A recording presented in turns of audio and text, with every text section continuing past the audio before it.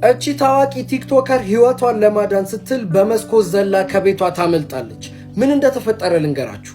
እቺ ጆርዳን የተባለች ልጅ የምትኖረው ከእናትና ከአባቷ እንዲሁም ደግሞ ከ9 እህቶቿ ጋር እንዲሁም ከ3 ወንድሞቿ ጋር ነበር። ነገር ግን እቺ ልጅ የምትኖረው ህይወት እጅግ በጣም የተለየ ህይወት ነበረ። ማለትም ቤተሰቦቿ እሷን እህቶቿንና ወንድሞቿን የሚያኖሯቸው ህይወት በጣም የተለየ ነበረ። ለምሳሌ በቀን አንድ ጊዜ እሱን በትንሹ ብቻ ነው የሚበሉት።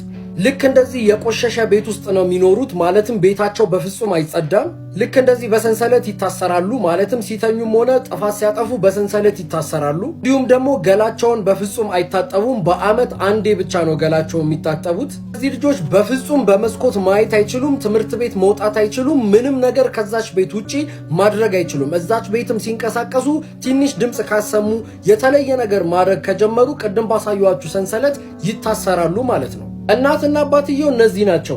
እናም አንድ ጊዜ ላይ ለቤቱ ተለቅ ለሚለው ለወንድ ልጅ ስልክ ይሰጡትና እነሱ ከከተማ ሊወጡ ስለነበረ እየደወልን የምንፈልገውን ነገር እንነግርሃለን፣ እቤት ውስጥ የሚደረገውን ነገር በሙሉ ታሳውቀናለህ ይሉታል። እናም እነዚህ እናትና አባት ከቤት ይወጣሉ ማለት። በዚህ ሰዓት ጆርዳን የተባለችው ልጅ ስልኩን ትሰርቀውና ስልኩ ላይ ያገኘችውን አፕ በምከፍትበት ሰዓት ላይ ሶሻል ሚዲያ ነበር።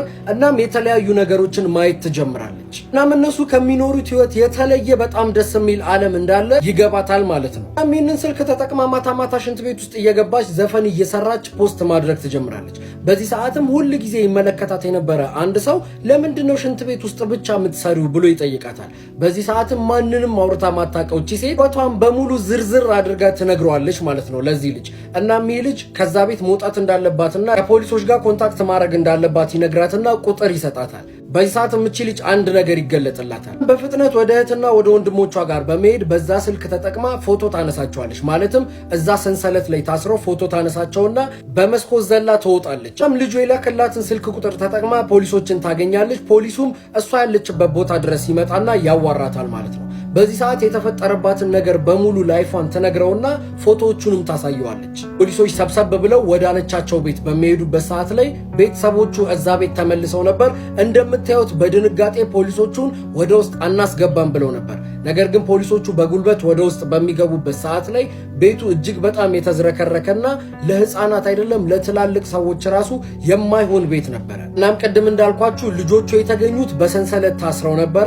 እናትና አባትየውም ደግሞ የጤና ችግር ይኖርባቸዋል ብሎ በማሰብ ወደ ሆስፒታል ተልከዋል። ነገር ግን እንደምታዩት እቺ ልጅ አሁን ላይ ታዋቂ ቲክቶከር ሆናለች። ስሟን ሰርች በማድረግ እሷን ማየት ትችላላችሁ።